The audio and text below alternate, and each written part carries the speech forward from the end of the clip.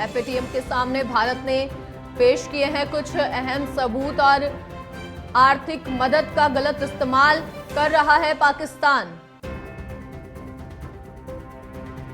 आतंकवाद में इस्तेमाल हो रही आर्थिक मदद।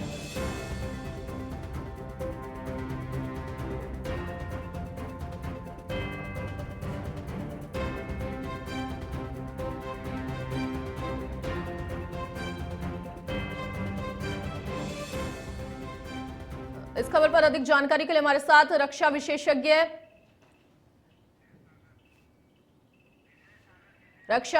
विजय सागर हमारे साथ जुड़ चुके हैं। तो विजय, अब भारत ने आर्थिक नाकेबंदी शुरू कर दी है और पाक को फिर से एफएटीएफ की ग्रे लिस्ट में लाने की कोशिश की गई है, तो क्या कुछ तमाम जानकारी? देखिए, भारत ने ऑलरेडी आर्थिक नाकेबंदी शुरू की थी, पहले वाघा बॉर्डर को बंद करके। फिर उसके बाद जितना भी इंडिया पाकिस्तान का ट्रेड था वो सारा का सारा सस्पेंड कर दिया गया। उसके बाद हमारी जो नेवी थी उन्होंने नॉर्दर्न अरेबियन सी के अंदर जाकर के वहां पे नेवल ब्लॉकेड शुरू किया पाकिस्तान में कमर्शियल शिपिंग को अंदर आने के लिए। तो ये सब चीजें जो थी, इससे पाकिस्तान के अंदर जो उनको करोड़ों डॉलर्स की हानि हुई है in terms of duties as well as inflation. इसके अलावा भारत ने अपना पूरे जो बाकी देशों के साथ अपनी बात शुरू कर दी है और उनको बताया है कि देखिए, हमने जब भावलपुर पे अटैक किया, वहां पे सारे टेररिस्ट का एक एकेडमी थी जो टेररिस्ट को ट्रेन करती थी, और वहां पे मसूद अजहर के लोग मारे गए हैं और उन सबको स्टेट फ्यूनरल दिया गया है। और वो वहां पे पाकिस्तानी आर्मी जो थी वो इन अटेंडेंस नहीं थी, वो उस इवेंट को ऑर्गेनाइज कर रहे थे, और जो आतंकवादी थे उनके जो ताबूत थे उनको पाकिस्तान फ्लैग के साथ ड्रेप करके और नमाज जनाजा अदा की गई। इसका मतलब ये है कि जो भावलपुर या मुरीदके में जो ये टेररिस्ट की एकेडमीज हैं, ये पाकिस्तानी द्वारा आर्मी द्वारा फंडेड है, आर्मी द्वारा सपोर्टेड है, आर्मी उनको ट्रेन करती है।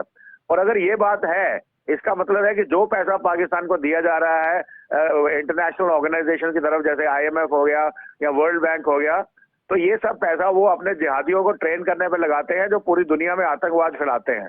और अगर ये बात सही है और अगर प्रूव हो गया है, और इसके अलावा भी और बहुत सारे एविडेंस हमारे पास अवेलेबल है जो दिए जा रहे हैं, इसका मतलब उनको वापस पहले ग्रे लिस्ट पे और ब्लैक लिस्ट पे डालिए, ताकि जो दुनिया का पैसा है, इंटरनेशनल ऑर्गेनाइजेशन का पैसा है, वो पाकिस्तान आतंकवाद को फैलाने के लिए ना खर्चा करे, बल्कि अपने शहरियों की खुशहाली के लिए इस्तेमाल करे, जो वो नहीं कर रहा है। और ये जिहादियों को जो प्रोड्यूस कर रहा है उसको वो एज ए यूज करता है as a state sponsored tool, as a weapon of war against others, specially India. तो इस चक्कर में भारत ने अपनी जो मुहिम है पूरे दुनिया के बहुत सारे देशों के साथ तेज कर दी है। सारे राजदूत जो भारत के अंदर हैं उनको बुला के ब्रीफिंग की गई है, उनको प्रूफ दिखाए गए हैं। वो डोजियर वाली बात भी हमने बंद कर दी है, लाइव प्रूफ दिखाए जा रहे हैं। और पिछले 2 दिन से जो हमले हो रहे हैं सिविलियन इलाकों के ऊपर, वो भी उनको दिखाया जा रहा है। तो इसका मतलब यह है कि पाकिस्तान की आर्थिक नाकाबंदी की बहुत जबरदस्त जरूरत है। और आज वर्ल्ड बैंक की मीटिंग होने जा रही है दिल्ली के अंदर, जो अजय बंगा उनके प्रेसिडेंट है वो चेयर करेंगे। वहाँ भारत का एक एग्जीक्यूटिव डायरेक्टर रिप्रेजेंटेटिव भी होता है, एंड आई एम श्योर वो इस मुद्दे को जरूर उठाएंगे और जो भी प्रूफ्स उन्होंने देने हैं वो दिखाएंगे और प्रूव करेंगे उस मीटिंग के अंदर कि वर्ल्ड बैंक के सामने जो पाकिस्तान कटोरा लेके खड़ा है, उनके कटोरे में कुछ ना डाला जाए। तो विजय, इस मामले को लेकर आगे भारत का क्या एक्शन रहने वाला है?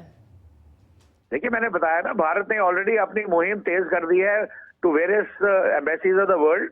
जितनी भी गवर्नमेंट्स है, प्रधानमंत्री मोदी खुद दुनिया के लीडर से बात कर रहे हैं, पर्सनली बात कर रहे हैं। हमारे जो फॉरेन मिनिस्टर S जयशंकर हैं वो भी बात कर रहे हैं, और हमारे जो जितने भी दूतावास भारत के अंदर हैं उनको बुला के ब्रीफिंग की जा रही है। और ये बताया जाएगा कि पाकिस्तान को फंडिंग करने का मतलब है दुनिया में आतंकवाद को बढ़ावा देना। और उन्होंने यहाँ पे इंस्टीट्यूशनलाइज तरीके से कम 2 तो हमने उनको दिखा दी, मुरीदके में और भावलपुर के अंदर, और वहाँ क्या हुआ है।